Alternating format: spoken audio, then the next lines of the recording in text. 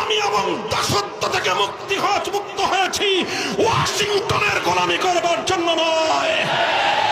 বাংলাদেশ তার স্বাধীনতায় স্বকীয়তা নিয়ে নিজের পায়ে স্বনির্ভর হয়ে মাথা উঁচু করবে। বাংলার 1 ইঞ্চি মাটি ভিনদেশী স্বার্থে ব্যবহার করতে দেওয়া হবে না।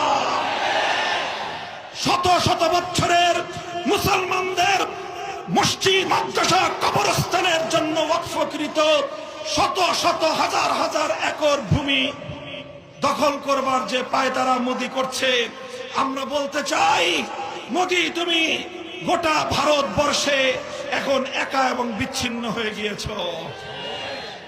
তোমার যদি এত যুদ্ধের কাহেশ থাকে, বেশি যুদ্ধের কাহেশ ভালো না, ইতিমধ্যে তুমি তার শিক্ষা পেয়ে গিয়েছ।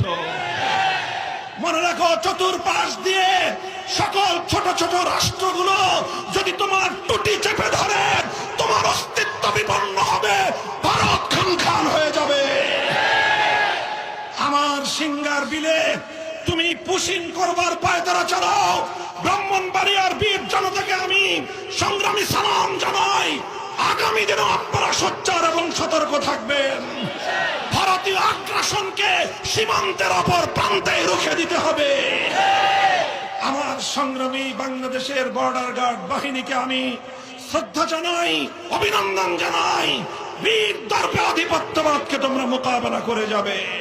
আমি শ্রদ্ধা ভরে স্মরণ করছি আজকের মঞ্চে দাঁড়িয়ে ওই সকল বীর শহীদানদেরকে যাদের রক্তের সিঁড়ি বেয়ে আজ